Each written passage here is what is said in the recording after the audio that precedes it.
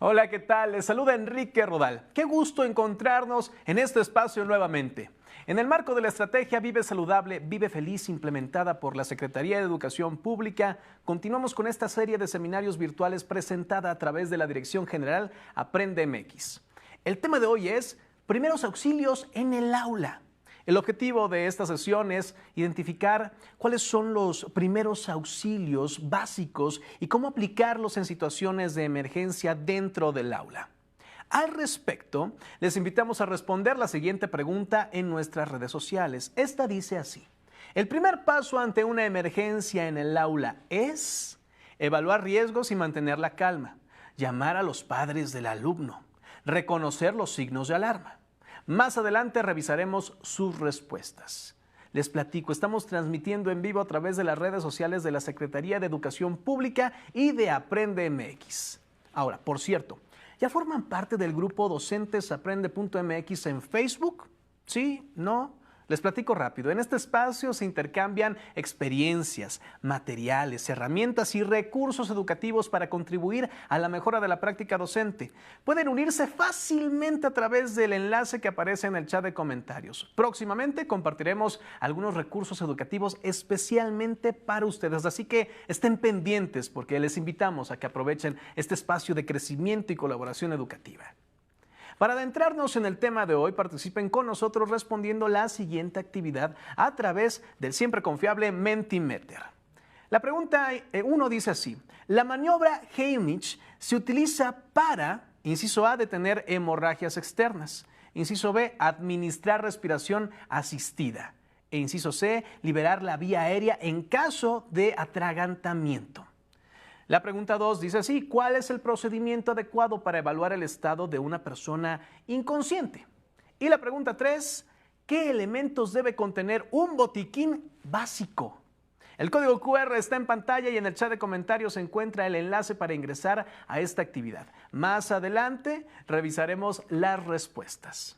Para este seminario pueden solicitar una constancia de participación. Solo necesitan dar clic en el enlace que está disponible en el chat de comentarios. Si aún no tienen una cuenta o ya no está vigente, les invitamos a registrarse según su perfil. En caso de no pertenecer al sector educativo o no formar parte de la plantilla de una escuela, no se preocupen. Pueden registrarse como público en general para completar este proceso. Les platico, tienen que validar en su correo electrónico el registro e iniciar sesión nuevamente en el enlace para que se proporcione para solicitar su constancia. Respondan la pregunta y si su respuesta es correcta, ¿qué creen? Podrán descargarla inmediatamente. Es importante mencionarles que cuentan con 7 días naturales a partir de esta fecha de transmisión en vivo para obtener su constancia. Bueno, ya entrando en materia de este tema, el entorno escolar es un lugar lleno de aprendizaje, juego y crecimiento. Sin embargo, al ser un espacio donde interactúan muchas personas, no está exento de accidentes, ¿no creen? Bueno, estos pueden ir desde una caída hasta situaciones de emergencia más graves, como una convulsión o una hemorragia. Por ello, resulta esencial fomentar buenas prácticas para que haya espacios escolares seguros, así como promover herramientas y estrategias que le permitan al personal docente responder de manera adecuada ante un accidente o emergencia que ponga en riesgo la integridad de la comunidad educativa. Para hablar acerca de este tema nos acompaña Doris Cecilia Álvarez Salinas, médica cirujana. En nombre de la Dirección General Aprende MX, te damos la más cordial bienvenida. Gracias por estar con nosotros. Qué gusto tenerte aquí. Hola, buenas tardes. Gracias a ustedes por invitarme. Bueno, antes de iniciar con la ponencia, me gustaría que todas las personas que nos están viendo desde su casita o donde se encuentren puedan conocerte un poco más. Así que vayamos a ver esta pequeña semblanza. Aquí. Ahora sí es momento de iniciar, así que te cedo la palabra, Doris. Puedes comenzar cuando tú quieras. Bueno, muchas gracias. Bueno, para comenzar, vamos a definir como primeros auxilios en el aula a la primera respuesta. ¿Qué quiere decir esto? Que son los cuidados o la atención inmediata, temporal y necesaria que proporciona una persona. Puede ser cualquier persona. Esto se da para una persona que haya sufrido un accidente, una urgencia o una emergencia. Es muy importante que definamos que una urgencia puede ser algo muy simple o muy complejo. Y una emergencia ya es cuando está en riesgo la vida de una persona, en donde entra una persona que ya no tiene signos vitales o que está en riesgo de verdad su vida. Entonces aquí vamos a utilizar pues los materiales que tenemos disponibles a la mano hasta la llegada de una persona o de alguien que esté capacitado. Siempre nos vamos a ayudar de los objetos o lo que tengamos a la mano. Más tarde hablaremos de qué es lo que podemos tener en el aula para que sea más fácil poder actuar en estas situaciones. Claro. ¿Okay? La participación concreta se va a basar principalmente en identificar una urgencia o emergencia médica, como ya lo comentamos. Siempre una emergencia va a poner en riesgo la vida de una persona. Claro. Entonces eso es muy importante que lo tengamos en cuenta. Quien va a hacer esta participación siempre debe mantener la calma. ¿Por qué? Es muy importante mantener la calma en esta situación porque no podemos poner más en riesgo la vida o la situación de una persona. Siempre hay que visualizar el entorno en el que nos encontramos porque no podemos ponernos más en riesgo. Claro. Siempre hay que visualizar si no hay algo que nos pueda causar daño, si hay algún objeto que todavía pueda caerse. Entonces hay que evaluar siempre nuestro entorno. Y vamos a entrar a evaluar principalmente a esta persona que se encuentra lesionada, tirada o en algunas situaciones que vamos a ir viendo más adelante. Okay.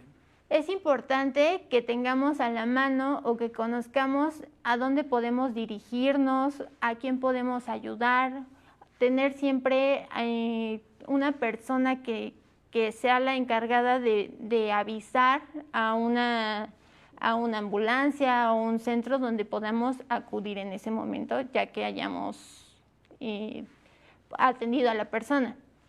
Es importante también proporcionar un soporte básico, en este caso ya llámese RCP o alguna maniobra que vamos a ver más adelante. Aquí pues siempre es importante también acompañar a la persona lesionada hasta que llegue la ayuda especializada. O sea, no es nada más la atiendo y voy y yo aviso. Siempre hay que apoyarnos de más personas que tengamos alrededor.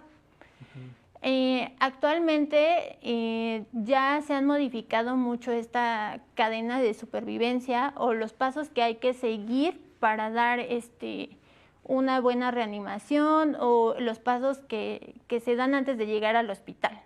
En este caso, como ya mencionamos, primero hay que ver nuestro entorno, que no nos pongamos en peligro, siempre avisar a alguien más que nos pueda auxiliar, decirle tú, oye, ayúdame, ve, habla al 911 o avísale a alguien más, vienes y me avisas, porque eso es importante para que sepamos que alguien más va a llegar. No siempre pues vamos a tener el mismo ritmo para poder dar un RCP o va a haber un momento en donde nosotros tenemos que decidir hasta dónde llegan nuestras capacidades. Siempre tenemos que tener en consideración ayudar, pero no perjudicar más a la otra persona. Claro. Entonces, reconocer esta situación, siempre valorar una escala de Glasgow, que vamos a hablar más adelante de ella, para poder iniciar un RCP efectivo. Creo que ese es un tema que se podría trabajar aparte porque es un poco más complejo, pero hoy en día muchos lugares ya tienen un desfibrilador y posteriormente ya llegando la ambulancia o es el equipo que nos puede ayudar, nos podemos ir apoyando de eso. ¿Okay? La que sigue, por favor. Bueno, como ya mencionamos, para valorar a un paciente existe una escala que se llama escala de coma de Glasgow, que nos va a dar 3 parámetros con el que podemos evaluar a un paciente en determinada situación. Okay. La primera valoración es una respuesta ocular. Esta va a ser cuando le hablamos a la persona que está en cierta situación y al hablarle la persona abre los ojos de manera espontánea. Entonces ahí se da una valoración de 4 puntos. Si no es de manera espontánea, entonces decirle, oye, ¿cómo estás? ¿Cómo te encuentras? Esa es una orden verbal. Si la persona, después de escuchar nuestra voz, abre los ojos o hace algún movimiento, entonces ya podemos calcularla con 3 puntos. En este caso, si la persona no ha reaccionado ni con estas 2 anteriores, podemos hacer un estímulo doloroso, que podemos ocupar esta parte del dedo y presionar en esta zona. Es un poquito como darle como no un pellizquito, pero como presionar, y ese estímulo va a causar que el paciente o la persona que se encuentre en alguna situación, el dolor haga que abra los ojos, que hable o que reaccione. Eso nos va a dar 2 puntos, y si de plano pues no responde, entonces valoramos con 1 punto. ¿Okay? Entonces esa es la primera parte. Muchas veces con solo hablarle, preguntar cómo está, cómo se encuentra, nos puede reducir o simplificar esta escala. Otra parte de esta escala de Coleman-Glasgow es la respuesta verbal, donde las personas están orientadas y hablando normalmente. Si está así la persona, la vamos a calificar con 5 puntos. Si está hablando pero está diciendo cosas incoherentes como, no sé, voy a ir por mis llaves o alguna otra cosa, podemos darnos cuenta que la persona está hablando pero está desorientada. Entonces ahí valoraríamos con 4 puntos. Si la persona está diciendo palabras inapropiadas, tal vez un lenguaje incoherente, ahí podremos valorarlo con 3 puntos. Hay personas que en algunos casos emiten solo sonidos. Eso lo podemos valorar con 2 puntos, y si de plano no hay ninguna respuesta, entonces se da 1 punto. Pasamos a otra parte de la escala, que es la respuesta motora. Aquí la persona obedece órdenes cuando hablamos, eso se califica con 6 puntos. Si localiza el dolor justo después del estímulo que dimos, entonces se dan 5 puntos. Si la persona está en una posición que flexiona, entonces se da 4 puntos.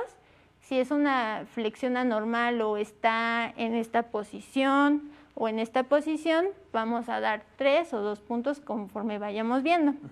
Esta escala es un poco más compleja porque ya tenemos que valorar ciertas posiciones que la gente normalmente no conoce, pero sí se puede dar ese parámetro cuando un personal capacitado nos pregunta si podemos decir, bueno, lo encontramos así, hizo este movimiento, y eso nos da para dar una mejor puntuación. Ya teniendo esta escala, se puede valorar haciendo la suma si es una escala leve, moderada o severa. Ya partiendo de eso, pues entonces vamos a tomar diferentes acciones. La que sigue, por favor. Bueno, en el aula más concretamente vamos a tener situaciones que son un poco más frecuentes. En este caso vamos a hablar de caídas o golpes, de hemorragias, convulsiones o atragantamiento. ¿Okay? Vamos a iniciar con caídas y golpes. Bueno, en caídas y golpes hay que evaluar cómo se presentan este tipo de lesiones, si hay un dolor intenso, si hay alguna deformidad, si se presenta algún sangrado. Dependiendo de cómo se vayan presentando es como vamos a ir actuando. Si el paciente o la persona se encuentra con la extremidad deforme, pues obviamente ahí es preferible que nosotros no lo movamos, solo tratar de que se mantenga estable la zona y esperar a que alguien capacitado llegue y nos auxilie. En caso si hay algún sangrado, pues lo idealmente sería contener la hemorragia, dependiendo qué tan grave sea. Ahorita vamos a hablar un poquito más de hemorragias, pero aquí lo que podemos decir principalmente sería que primero tratar de no tocar la sangre directamente, y si es una herida corta, simple, podríamos solo lavar con agua o agua y jabón y cubrir con una gasa estéril o con una mantita limpia que tengamos a la mano. Okay. En caso de que un paciente o una persona sufra un golpe en la cabeza, aquí es importante preguntar si ha estado mareado, si vomitó, si tiene dolor intenso, si perdió la conciencia. Si perdió la conciencia, valorar cuánto tiempo perdió la conciencia. Y aquí es donde entra también nuestra escala de coma de Glasgow, porque eso nos va a dar parámetros para saber qué tan fuerte o difícil o qué tanto tiempo duró inconsciente la persona. En cuanto a hemorragias, vamos a identificar qué tipo de sangrado es. Si es un sangrado que se puede controlar con presión, pues vamos a identificar que es un sangrado capilar. Si es un poco más extenso, con la sangre un poco más de tono más fuerte, vamos a valorar que es una herida que tiene sangre venosa. Y si vemos que la sangre sale a chorro, que es como muy brillante, entonces ahí podríamos preocuparnos un poquito más porque ya estaría involucrada una arteria. Bueno, como les comentaba hace un momento, el uso de guantes es muy importante porque siempre tenemos que protegernos. Aquí pues es importante, ya que tengamos los guantes, presionar directamente la zona que está afectada, ya sea con una gasa o con una tela limpia, y mantener la zona elevada. Si es una extremidad, elevarla a unos 45 grados. Y en este caso en aulas es más común en temporadas de calor o cuando están presentando algún tipo de enfermedad respiratoria, los alumnos pueden tener sangrados nasales. Muchas veces lo que hacen es luego presionar en la nariz. Sin embargo, donde es más recomendable es hacer presión arriba del labio, porque de esa zona es donde parte la circulación. Si la hemorragia tarda mucho tiempo, es preferible no retirar la gasita que usamos en un inicio. ¿Okay? La que sigue, por favor. Bueno, en este caso las convulsiones, que es otro tema que puede ser más común en el aula, es muy importante valorar, uno, que la persona no se haya pegado en la cabeza, preferiblemente colocarla en el suelo en un espacio seguro donde no pueda volverse a pegar o seguirse pegando, porque normalmente en una convulsión pues los movimientos son repetidos. Aquí es importante no sujetar al paciente o a la persona que esté en una convulsión y no intentar introducir algún objeto en la boca o tratar de abrirla, porque eso puede causarnos más lesiones a nosotros. También es importante que una vez que termine la convulsión, poner a la persona en una posición de recuperación. Esta posición va a ser del lado izquierdo, con el bracito izquierdo levantado y la pierna derecha elevada. Entonces van a quedar como en esta posición de lado. Esa va a ser nuestra posición para recuperación después de una convulsión. Casi como en posición fetal, ¿no? Más o menos. ¿Importa mucho de qué lado? No importa mucho, pero es un poco mejor hacia el lado izquierdo porque fluye un poco más la sangre. O sea, con el hombro derecho arriba, ¿no? Qué importante es saber cómo actuar, ¿no? Sobre todo en ciertas situaciones de emergencia. Y hablando de esto y hablando sobre lo que nos estás exponiendo, me gustaría ir a la primera pregunta que hemos hecho para saber, bueno, para identificar, ¿no? Cuáles son las situaciones más frecuentes en el aula. La pregunta de Mentimeter fue la siguiente: la maniobra de Heimlich se utiliza para, y ustedes respondieron lo siguiente. El 4% dijo que para detener hemorragias externas. Interesante que hayan respondido así. El 7% dijo que para administrar respiración asistida. Y el 89%, creo que ahí vamos bien, ya estamos en la respuesta que queremos, liberar la vía aérea en caso de atragantamiento. ¿Qué piensas al respecto de estas respuestas? Sobre todo porque no fueron, bueno, fueron porcentajes bajos, pero no fueron tan bajos. Sí, bueno, afortunadamente la maniobra es algo que se ha difundido mucho. En noviembre se hizo una actualización en las guías de la AJA, donde ya no se hace directamente una compresión, sino ahora se añadió dar 5 golpes en la espalda a las personas tratando de liberar esa obstrucción. Y sí se puede, sí. Sí, ahorita ya actualmente ya se puede hacer. Unos golpecitos. Claro. Pero ¿cómo sabemos qué intensidad aplicar a la persona? Ese es un pequeño... la información está un poco como en el aire, ¿no? Sí. Bueno, aquí principalmente lo que hay que identificar es que alguien se está atragantando. ¿Okay? En este caso, en el aula, sería importante enseñar a los alumnos una maniobra universal de atragantamiento, de que me estoy ahogando. Claro. Ya sabiendo esto, es importante hacer que los alumnos, en este caso, hablen, porque el hablar o el toser nos está diciendo que su cuerpo está respondiendo a eso. Si tosen, entonces la acción de toser está generando liberar el objeto que está obstruyendo. Claro. Y el hablar nos está diciendo que está entrando aire al cuerpo. Claro. Entonces, podemos tener la oportunidad de hacer más cosas en cuanto vemos que está respirando, que no se está poniendo morado, y podemos iniciar a dar estas palmaditas, no tan fuertes, pero sí tratar de... ¿Qué es lo que estamos viendo ahorita en pantalla, no? Así es. Entonces, como vemos en la imagen, tenemos la seña universal. Aquí sería, en segundo paso, tratar de que hable o que nos diga qué está pasando. Si notamos que está fluyendo la voz, entonces nos podemos relajar un poquito.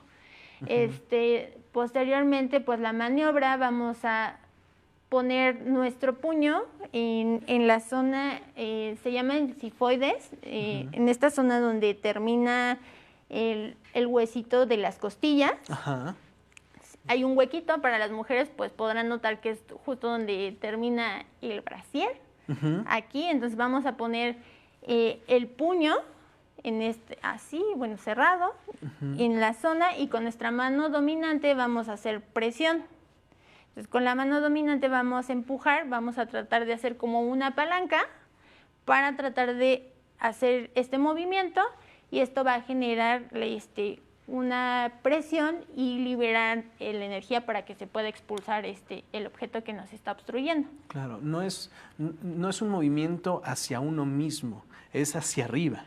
Sí, es como una palanca. Entonces, porque lo que hace es esto, y también muchas veces puede generar vómito, porque puede oprimir otras zonas, pero también el mismo impulso va a ayudar a que se libere el objeto que está ahí atorado. Eso siempre y cuando no esté entrando aire a la persona, realmente se esté ahogando. Sí, ¿no? Y realmente, pues si está entrando aire también se puede hacer, porque obviamente el objeto puede estar parcialmente obstruyendo o puede estar completamente obstruyendo la vía aérea. Entonces, ¿qué recomendarías? ¿Iniciar con la maniobra Heimlich o primero las palmaditas en la espalda? En cuanto a la guía, es primero las palmaditas y posteriormente la maniobra. Aquí la evaluación del tratar que hable nos da esa pauta de qué tan rápido podemos actuar o cómo podemos manejarlo. Perfecto. En cuanto a los niños, pues es muy importante valorar también el tipo de alimentos que normalmente llevan los alumnos. Muchos alumnos es preferible recomendarle que si llevan uvas a la escuela, que vayan picadas, porque las uvas son muy grandes y normalmente eso es una causa que puede generar atragantamiento a los alumnos. Perfecto.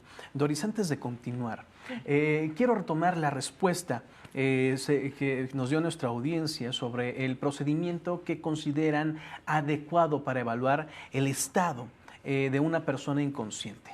Veamos lo que dicen las personas a esta pregunta. Ellos dicen que primero es tomar sus signos vitales. Otra de sus respuestas es...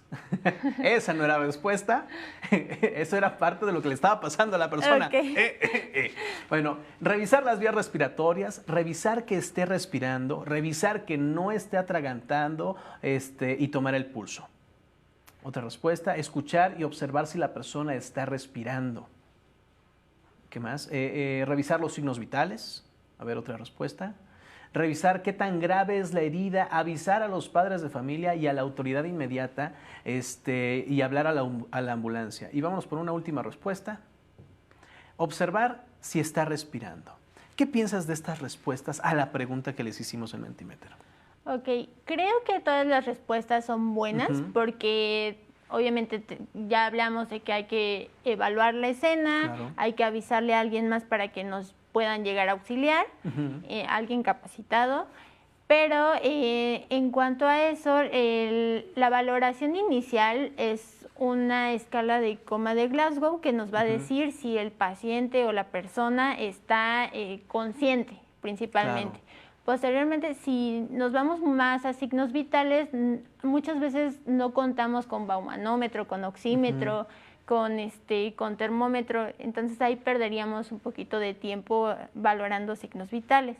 La escala de Glasgow es algo que nos dice de manera rápida si el paciente está consciente o inconsciente. Posteriormente ya podríamos pasar a valorar si está respirando, si tiene pulso, si no tiene pulso, y ya dependiendo de eso ya podemos entrar a ver si damos RCP o alguna otra situación que podamos intervenir. Claro, que la escala de Glasgow realmente lo que veo es que nos da más tiempo. Así es. ¿No? Al momento de determinar qué es lo que está sucediendo con la persona afectada, podemos saber hacia dónde movernos o qué hacer o qué no hacer. Entonces, a partir de eso, poder determinar cuál es el siguiente paso, ¿no? Entonces, esos segundos que nos puede dar la escala son súper favorables. Así ¿no? es. Bueno, continuamos con tu ponencia. Sí, claro. Bueno, otra situación que es muy común en el aula, pues son desmayos o síncopes. Esto se define de varias maneras, pero normalmente cuando es más común puede ser en días muy calurosos, cuando los alumnos toman actividad física bajo el sol y posteriormente llegan al aula y pueden desmayarse o caer momentáneamente y reincorporarse de manera muy rápida. Muchas veces los síncopes duran muy poco tiempo, podría decir segundos. Entonces aquí, al igual que cuando una persona está en un estado de convulsión, lo importante es colocarla en el suelo de manera segura, tratando de no ponerles almohadas o algo que eleve más la cabeza, porque esto nos hace que la cabeza se torne un poco más hacia arriba y comprime la vía aérea. Entonces, mientras estemos en una posición recostados, va a ser mejor porque hace que esta parte se libere y podamos oxigenar más rápido. Claro, más rápido. Muchas veces, antes de iniciar un RCP o alguna otra maniobra, parte ahora que la circulación sigue manteniendo oxígeno. Entonces, cuando nosotros posicionamos a la persona que está en alguna situación de esa manera, permitimos que siga circulando el oxígeno y no esté esta dificultad para respirar. Aquí, bueno, el aflojar la ropa si es que está ajustada, y hay alguna que otra controversia porque muchas veces solo lo que necesitamos es que se libere la vía aérea, no necesitamos aflojar toda la ropa. Claro. Mantener la zona ventilada. Muchas veces cuando hay una situación llega toda la gente a querer ayudar y más que ayudar genera un poco más de estrés a la situación. Entonces siempre visualizar a alguien que nos pueda ayudar. Tú ve, habla y vienes y me dices si alguien te contestó, si te respondió, quién viene. Y aquí es importante no dar alimentos ni bebidas a una persona que está desmayada o que se desmayó porque no sabemos la causa por la que sufrió este tipo de situación. Si es alérgica a algo, Así ¿no? es. También. Saber cómo actuar es fundamental, pero también es muy importante saber qué materiales ocupar. Para esto vamos a ir a la siguiente pregunta de Mentimeter que hicimos. Veamos qué considera nuestra audiencia que debe contener un botiquín básico. Veamos cuáles son sus respuestas. ¿Qué elementos debe contener el botiquín básico? Y ustedes dicen que agua oxigenada, guantes, vendas, gasas, curitas, antisépticos, tijeras, jabón neutro, termómetro, algodón, vendas, se repite mucho, gasas estériles, isodine, abatelenguas, bueno, varias, cinta. ¿Crees que esto es lo único que debería de tener el botiquín básico o qué más debería de contener el botiquín básico? Bueno, básicamente lo que debería de tener serían pues guantes, no importa si sean estériles o no, pero sí guantes, porque hablamos de hemorragias y siempre hay que ponernos seguros nosotros, claro. No exponernos. Gasas, porque esto nos va a ayudar para contener ya sea una hemorragia. Muchas veces las hemorragias son muy grandes o hay alguna deformidad que a veces se parten los huesos, entonces tratando de que esa hemorragia sea un poco contenida, muchas veces nos puede ayudar una gasa. Vendas, tela adhesiva, solución salina, esa podríamos ayudarnos de esa para lavar algún tipo de heridas, aunque es más preferible en algunas situaciones usar solo agua. Un termómetro sí en el aula va a ser muy importante porque los alumnos pues muchas veces presentan fiebre y hay pacientes o hay alumnos que pueden llegar a convulsionar después de una fiebre o en una fiebre. Es más común que convulsione un niño a un adulto al tener fiebre. Entonces, un oxímetro obviamente va a ser muy importante porque ahí sí ya entra lo de los signos vitales. Eso es muy rápido, lo podemos valorar poniéndole el oxímetro en el dedo y nos da valores instantáneos. Las tijeras de punta Roma pues nos van a ayudar a liberar la ropa, en este caso si es que necesitamos a lo mejor dar compresiones en alguna hemorragia o si hay que iniciar RCP, entonces ahí va a ser importante las tijeras. La mascarilla para el RCP, bueno, aquí sería un tema más a dar más profundidad porque es algo muy complejo. Las toallitas antisépticas pues nos pueden ayudar para antes de tocar alguna herida o algo más. Doctora Doris, muchas gracias por esta información tan valiosa, por aclararnos, ¿no? Sobre todo esta última pregunta, que creo que teníamos varias cosas, nuestra audiencia tenía varias cosas en palomita, pero era importante destacar cuáles eran las que nos iban a servir para ciertas situaciones y estar preparado para todo. Y para lo que no podamos realizar, muy bien, lo tienes ejemplificado en la pantalla, es llamar a un especialista, llamar al 911. ¿No? Mientras tenemos todo este bagaje de información que nos ayudará a saber cómo actuar, ¿no? Sobre todo esta escala de Glasgow que para mí se me hace lo más maravilloso que podamos tener para poder de verdad ayudar a la persona que esté convaleciente en ese momento, ¿no? Así es. Bueno, en cuanto al RCP, aquí me gustaría como dar un poquito más de información. Aquí lo que vamos a tratar de hacer es visualizar que estamos en una zona segura. Después de eso, valorar a alguien que esté en una situación. Generalmente cuando va a entrar alguien en un paro cardíaco o en algo, muchas veces hacen algún movimiento antes. Entonces vamos a tratar de colocarlos igual en una posición segura en el piso, tratando igual que la vía aérea esté libre, permeable en este caso, no poner almohadas, no poner nada en la boca. Y entonces ahora sí vamos a valorar persona, o señor, niño, ¿estás bien? Si no tenemos respuesta, entonces ahí ya podemos iniciar valorando el pulso. Si no tiene pulso a nivel carotidio, aquí van a encontrarlo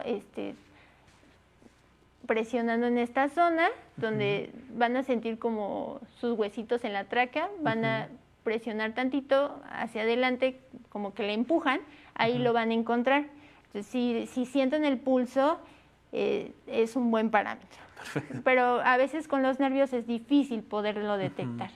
Entonces, ya dependiendo si tiene pulso, pues no va a ser necesario iniciar RCP. pero si no llegara a tener pulso, entonces ahí sí ya vamos a tener que entrar a dar RCP.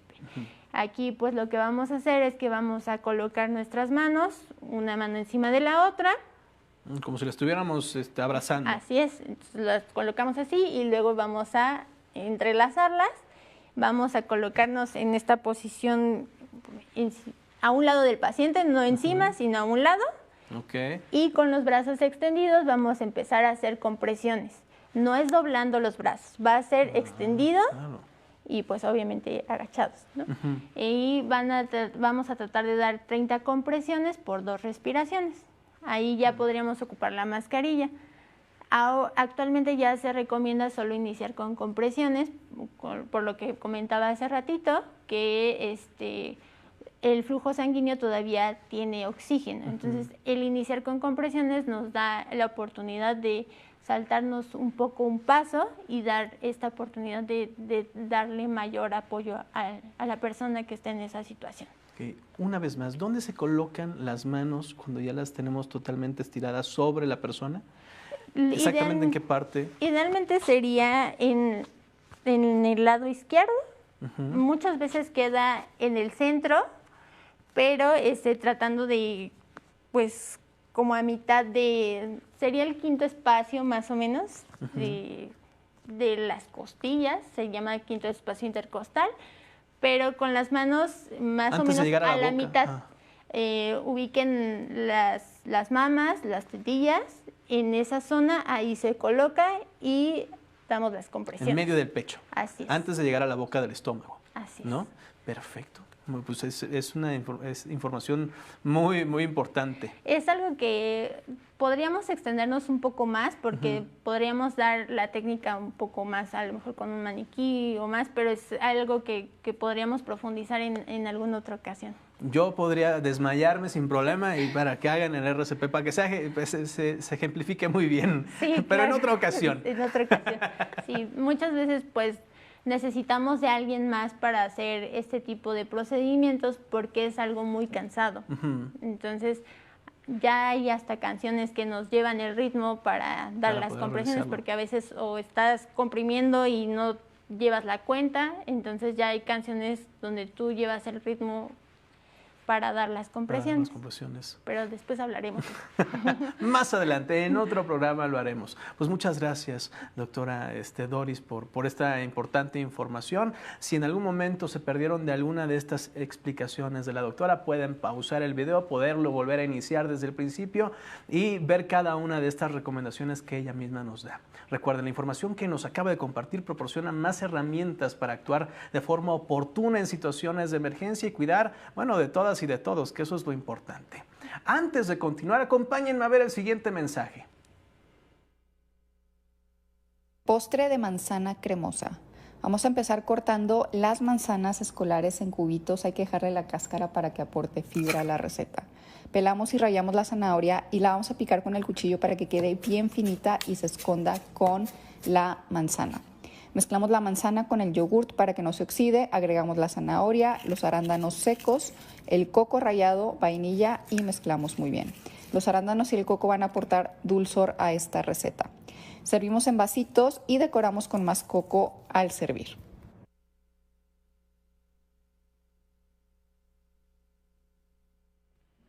Qué rico, ¿verdad? ¿Qué les parece esta deliciosa y nutritiva opción? Lograr un bienestar integral depende, considero yo, de todas y de todos. Es importante nuestra participación. Si desean consultar esta y otras recomendaciones, visiten el sitio www.vidasaludable.gov.mx. En él encontrarán sugerencias para promover hábitos y estrategias saludables en las escuelas. Consultan recetas nutritivas acordes al estado en el que viven, así como diversos consejos para promover estilos de vida saludables, ideales para compartir con toda la comunidad educativa. Además, tendrán acceso a materiales de apoyo dirigidos a escuelas y docentes, madres, padres, personas cuidadoras y a quienes se encargan de preparar, distribuir y vender alimentos en los planteles escolares.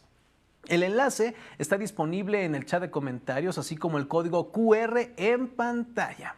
Y bueno, durante toda la transmisión hemos recibido preguntas de las personas que nos han estado viendo, doctora Doris. Entonces me gustaría entrar ahora a esta actividad que es responder esas preguntas, esos comentarios que nos hacen. Okay. ¿Te parece buena idea? Sí, adelante. Perfecto, ya dijo que sí la doctora. Entonces iniciemos con las preguntas. Bueno, la primera pregunta dice así. Es de Rogelio Martínez y él nos dice, durante una convulsión, ¿se debe introducir un objeto en la boca de la persona para evitar que se muerda la lengua? No, justo hablábamos de eso. Siempre lo ideal es esperar a que termine la convulsión y mantenerlo en una posición segura. Si nosotros tratamos de introducir algo a la boca, podemos recibir alguna mordida, incluso podemos luxar la mandíbula de la persona que está convulsionando. Sí, muchas veces se muerden, pero las mordidas a veces no son tan graves. O sea, es más fácil que una persona se recupere pronto de una lesión de una mordida a que nos arranque un dedo o que se luxe la mandíbula por tratar de ayudar. A veces podemos causar más daño. Claro, no queremos un 2 por 1, o sea, ya tenemos un lesionado, no queremos que sean 2. Así es. ¿No? Tiki Ramos comenta, buenas capacitaciones son necesarias de manera constante. Considero exactamente lo mismo. Tener este tipo de capacitaciones son esenciales, ¿no? Nos ayudan a nosotros a conocer la información, pero sobre todo, en algún momento, a salvarle la vida a alguien, ¿no? A poderlo guiar mejor. Sí, como les comentaba, siempre tenemos que considerar hasta dónde podemos actuar. Siempre hay que tratar de no dañar a más personas. O sea, si no sabemos hacer algo, parar. O sea, es válido decir, hasta aquí sé, hasta aquí puedo ayudar, ya que llegue alguien más a hacer lo que le corresponde. Exactamente. Aríspides Ram pregunta, ¿y cuánto tarda, y cuando tarda demasiado en reaccionar, qué hacemos? Bueno, aquí lo importante sería valorar por qué no reacciona, si se cayó, si se convulsionó, porque aquí podemos entrar con la escala de Glasgow, valorando el pulso. Si ya no tiene pulso, entonces iniciamos el RCP. Entonces ahí varía mucho si no reacciona, pero tiene pulso, entonces podemos esperar a que reaccione o a que llegue alguien capacitado a ayudarnos. De igual nunca está de más realizar la llamada al 911 desde el inicio, ¿verdad? Así es, o sea, que siempre que se presente una situación, lo ideal es que alguien más lo haga. Una persona se tiene que poner responsable de la situación y decirle a alguien, oye, tú ve y habla al 911, oye, ve y dile a la directora, oye, ve y dile a la enfermera. Claro. Entonces, hacemos responsable a otra persona de que avise y nos regrese a decir que alguien ya va a llegar a ayudarnos. Exactamente. Para que nosotros podamos enfocarnos en la situación que estamos presentando. Sí, exacto. Josefina Fernández Mendizábal Márquez comenta, reportar inmediatamente a la ambulancia y a los familiares, precisamente lo que estamos tocando ahorita, este tema. Lores Aldívar Sánchez pregunta, ¿qué hacer si uno de los niños se traga una moneda? Justo es lo que hablábamos. Bueno, en este caso, pues, las monedas puede haber una obstrucción parcial o total. Aquí lo ideal sería indicarle a los niños que nos digan que se están ahogando. Tratar de que nos hablen para que nosotros valoremos si está entrando oxígeno. Si está entrando oxígeno, podemos actuar un poco más calmados. Pero si no, entonces tratar de dar los 5 golpecitos y posteriormente iniciar la maniobra. Perfecto. Irma Medina comenta, es muy común en las aulas, así que gracias por su orientación. Gracias a ti por estarnos viendo en este momento. Erika Padilla Rico pregunta, ¿qué hacer cuando desconoces que un alumno padece crisis convulsivas y le da una en la clase de educación física? Ay. Bueno, aquí pues es importante, de entrada, cuando entran a un ciclo escolar siempre se pide un certificado médico. Entonces ahí se notifica si los alumnos tienen alguna alergia, si presentan alguna enfermedad. Eso es importante y yo creo que los padres de familia ahí es donde deben de entrar para informarle a los docentes que los alumnos tienen algún padecimiento. Si algún alumno presenta algún padecimiento como epilepsia, seguramente ya toma algún tratamiento. Normalmente estos pacientes siempre traen en su mochila pues sus medicamentos. En este caso, si ya entra en una convulsión, lo ideal sería mantenerlo igual en una zona segura, que no se esté golpeando, no ponerles nada en, obviamente, una almohada, una mochila, nada, que esté totalmente recostado, esperar a que pase la convulsión, tratar de que esté despejada la zona, porque cuando alguien está convulsionando, pues todo el mundo quiere llegar a ayudar. Exacto. Y más que ayudar, lo que hacen es que pues impiden el flujo de aire. Entonces, muchas veces cuando un alumno o una persona entra en una convulsión puede perder esfínteres, entonces también hay que tratar de cuidar el pudor de esa persona que está teniendo ese evento en ese momento. Exactamente. Almadelia Martínez Guerrero pregunta, ¿un solo botiquín o tener un botiquín en cada aula? Idealmente sería que en cada aula. Ahora ya hay hasta desfibriladores en algunas escuelas y bueno, ese es otro tipo de capacitación, pero sí lo ideal sería tener un botiquín en cada aula o en algún lugar donde podamos tener acceso fácil. Muchas veces en algunos lugares sí hay este tipo de botiquines, pero están bajo llave. Entonces eso no nos funciona porque necesitamos que sea de un acceso fácil.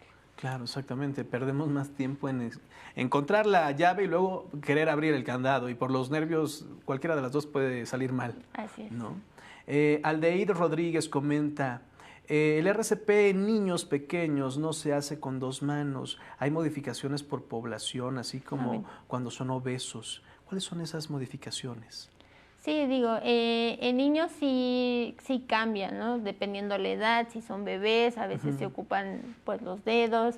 Es un tema, como ya lo comentaba, que tendríamos que hablar más específicamente para estas modificaciones en cuanto a personas pues obesas. Y también porque no es lo mismo la compresión que yo doy a un niño, a un adulto, a un obeso. Entonces, a veces lo que hay que hacer es que la compresión tiene que ser un poco más fuerte. Muchas veces cuando se inician estas compresiones, a veces fracturamos las costillas. Entonces, sí, claro, no es un movimiento normal lo que estamos realizando. Entonces, sí es algo complejo. Nos da para otro programa. Fabiola el Niño pregunta, ¿las y los estudiantes también deben estar preparados para brindar primeros auxilios? Y, si es así, ¿cómo se puede lograr eso? Más que dar primeros auxilios, yo creo que sería capacitarlos para identificar cuando alguien está presentando alguna situación, porque a lo mejor puede ser que el docente es el que entre en esta situación y algún niño a lo mejor lo identifica, es como nada más ponerlo en una zona segura y avisarle a alguien más que venga a ayudarnos. Claro. Entonces sí podríamos capacitarlos, de hecho sí hay capacitaciones para niños, eso como más interacción, pero sí se podría hacer con los niños. Perfecto, la escala de Glasgow siempre nos puede ayudar. Kirat Suyari pregunta, ¿el agua de la llave cuenta como agua limpia para lavar la herida que está sangrando? Sí puede ayudarnos, sí. Ahora ya no se usa tanto el agua oxigenada o algún otro, o el mertiolate o esas cosas que antes se usaban porque ya son sustancias más corrosivas que dañan un poco o irritan la piel. Entonces lo ideal sería agua de grifo o agua de embotellada, eso nos puede funcionar. Siempre el agua y jabón va a ser lo primordial que podamos ocupar. Jabón neutro, de preferencia. Así es.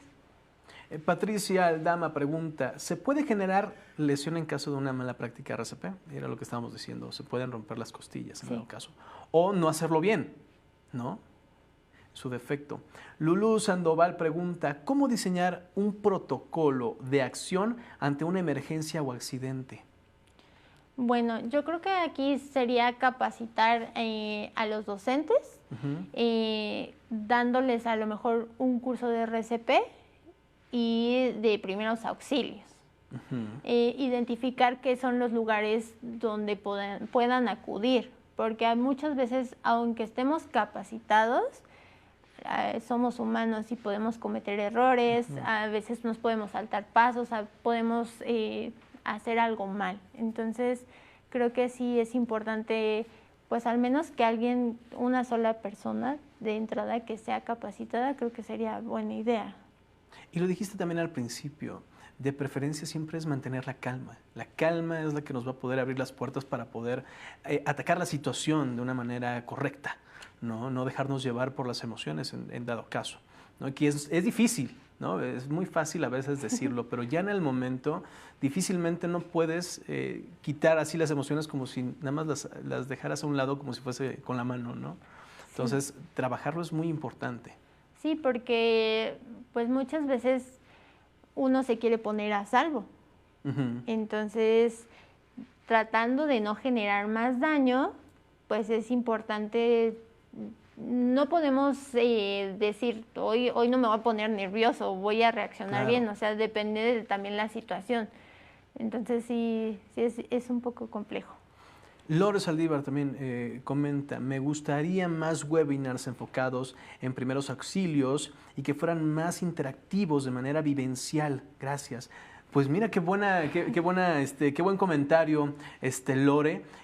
Vamos a ver qué podemos hacer para poder hacerlo más interactivo, para poder generar este tipo de acciones con ustedes y que pueda ser un poquito más vivencial en ciertos casos. Sobre todo esto del RCP estaría muy bueno poderlo realizar con un maniquí o una persona que se preste a realizar esto, sí, para ver exactamente cómo hacer este procedimiento. Sí, ¿no? De hecho hay personal de paramédicos que son los que hacen este tipo de capacitaciones. Hay desfibriladores que son interactivos para aprender a usarlos. Ahora ya hay muchos lugares donde ya se está contando con estos equipos, entonces es bueno que los podamos conocer y saber cómo se pueden usar. Exacto. Muchos de ellos ahora ya te van dando los pasos de primero llama al 911, valora los signos, si tiene pulso, si no tiene pulso, coloca los parches, o sea, el desfibrilador hoy en día ya nos va dando los pasos, qué es lo que se tiene que hacer, justo para evitar que los nervios nos salten pasos. Exactamente, esta información es muy importante, así que la trabajaremos para tenerla a ustedes y tenerla para ustedes a la mano. Rafael Ñáñez comenta, excelente ponencia. Gracias, Rafael, por esta bonita rosa. Muchas gracias a la doctora Doris por esta importante información. Héctor Muñoz pregunta, ¿qué acciones se deben tomar con las y los estudiantes que se encuentran alrededor de la persona lesionada?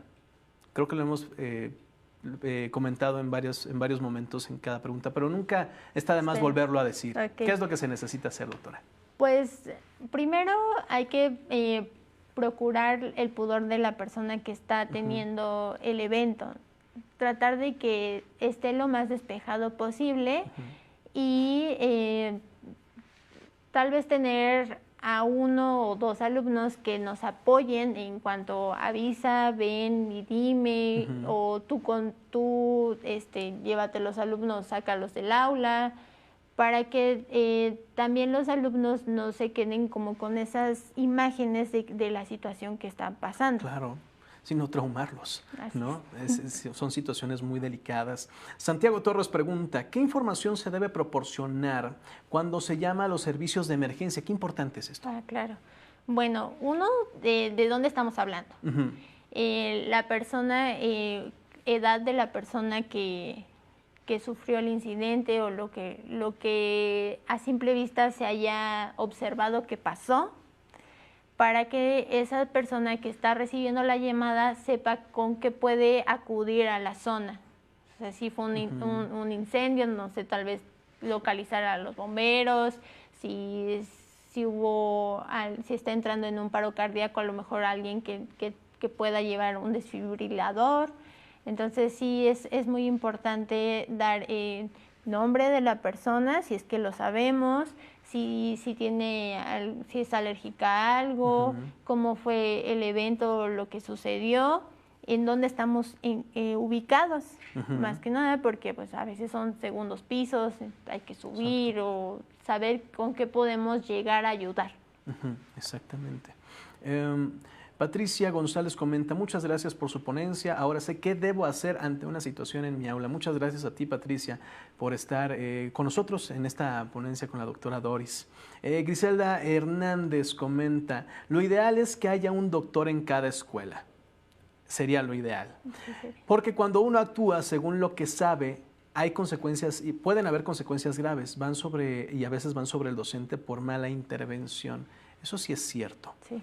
Pero claro, dentro de lo ideal no todos podemos tener, o no todas las escuelas, o no todos los lugares pueden tener un doctor a la mano. Entonces, conocer esta información es importante, ¿no? Claro, incluso hasta con los útiles. Hay unas plumas que tienen, en la tapita, tienen un círculo. Esas plumas están diseñadas porque los alumnos muchas veces se meten los tapones a la boca y los muerden. Esas plumitas lo que hacen es que permiten el flujo de aire y justamente están diseñados para eso. Entonces, hay varios tips que se pueden dar en cuanto a útiles, por ejemplo, las plumas con ese huequito, los alimentos que consumen los alumnos, tal vez que los corten para que no sean alimentos muy grandes. Entonces, dependiendo en el nivel en el que se encuentren los alumnos, podemos dar ciertas recomendaciones. Claro, la prevención nunca está de más y la información es poder. Entonces, saber todo esto también nos puede ayudar. Tal vez se pueda hacer correctamente o no, pero bueno, eso no lo podemos definir antes de no actuar, ¿no? Sí. Y si tenían duda con la pluma, para qué servía la tapa y por qué estaba el hoyito, ya sabemos para qué sirve. Así es. Misterio resuelto. Y nos vamos con la última pregunta, que es de Luna Soft. ¿Qué tan conveniente es aplicar pomadas en algún golpe o una raspadura que tenga el alumno? En su caso, ¿qué recomienda aplicar? Nada. En este caso, lo ideal sería solo agua y jabón. La mayor parte de las heridas o las lesiones, pues en alumnos muchas veces se caen por estar jugando, entonces las heridas se ensucian, son heridas contaminadas. Lo ideal ahí sería lavar. Agua, jabón y una gasita. Muchas veces hay que tallar fuerte para que salga esa tierrita que muchas veces está presente, pero agua y jabón es más que suficiente. Y ahora sí ya cederle a los padres de familia que acudan a un médico o a algún lugar donde ya se le pueda dar atención más especializada a los alumnos. Nunca está de más decir gracias, así que muchas gracias, doctora Doris, por invitarme. Sobre todo por participar en esta actividad con las personas que están viéndonos, responder estas preguntas y estos comentarios que considero son muy importantes. Antes de finalizar, les invitamos a inscribirse en el curso Vive Saludable, Alimentación Saludable y Sostenible, que está abierto en la plataforma cursosaprende.mx. Si eres docente de educación básica, te recomendamos inscribirte a través de la convocatoria de tu estado. En él encontrarán contenidos actualizados, materiales complementarios y actividades de aprendizaje, así como herramientas que pueden apoyarles en la creación de ambientes saludables dentro de la comunidad escolar y en su entorno. En pantalla está apareciendo el código QR y en el chat el enlace para inscribirse. ¿Recuerdan la pregunta que hicimos al inicio de este seminario? Yo sé que sí, pero por si no, se las vuelvo a recordar. El primer paso ante una emergencia en el aula es evaluar riesgos y mantener la calma, llamar a los padres del alumno, reconocer los signos de alarma. Y ustedes respondieron lo siguiente: 76% para evaluar el riesgo y mantener la calma. Muy bien. Reconocer los signos de alarma, 13%. Llamar a los padres del alumno, 11%. Yo creo que va muy bien. ¿Qué piensas al respecto de estas respuestas? Creo que todas las respuestas son válidas porque obviamente tenemos que notificar también a los padres que el alumno presentó algún acontecimiento.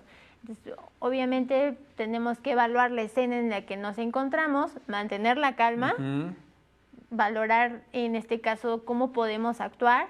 No tanto tomar signos vitales porque a veces no se puede, como ya comentamos, pero sí valorar a lo mejor esta escala, valorar cómo podemos ayudar y obviamente notificar a alguien que nos pueda venir a auxiliar y posteriormente pues sí habría que contactar a los padres de los alumnos. Exactamente, contactarlos. Aprovecho para recordarles que pueden solicitar una constancia de participación. Es fácil. Entren al enlace que aparece en el chat de comentarios. Es importante mencionarles que para obtenerla solo cuentan con 7 días naturales a partir de esta fecha de transmisión en vivo, así que revisen que sus datos estén escritos correctamente. Doctora Doris, para concluir tu participación, me gustaría mucho que nos compartieras un mensaje a modo de conclusión de esta ponencia. Bueno, mi recomendación siempre sería, entre más información tengamos, tenemos más poder y siempre tratar de no lastimar más. Siempre saber hasta dónde podemos llegar, hasta dónde podemos actuar. Muchas veces queremos ayudar y más que ayudar causamos más daño. Entonces, siempre saber hasta dónde son nuestros límites. Exactamente, muchas gracias, doctora Doris Cecilia Álvarez Salinas, por esta importante información. Tus aportaciones considero yo que nos han enriquecido, nos han apoyado, nos han ayudado a entender mejor esta situación de cómo llevar estos imponderables en el aula. Así que muchas gracias por haber venido y por darnos esta información tan valiosa. Muchas gracias a ustedes por invitarme y obviamente van a salir más dudas. Voy a estar al pendiente de sus comentarios y yo encantada de que me sigan invitando. Por supuesto, además te tenemos acá. ¿Por qué no? Bueno, y para complementar, les compartimos algunos materiales, así que accedan a ellos mediante el enlace en los comentarios o el código QR que aparece en sus pantallas. Así que también encontrarán materiales complementarios sugeridos por nuestra especialista. Les invitamos a explorarlos. Con esto finalizamos y agradecemos su participación y les esperamos en el próximo seminario virtual de la serie con el tema Alimentación Consistente. Interesante, ¿no? Estén pendientes de nuestras redes sociales.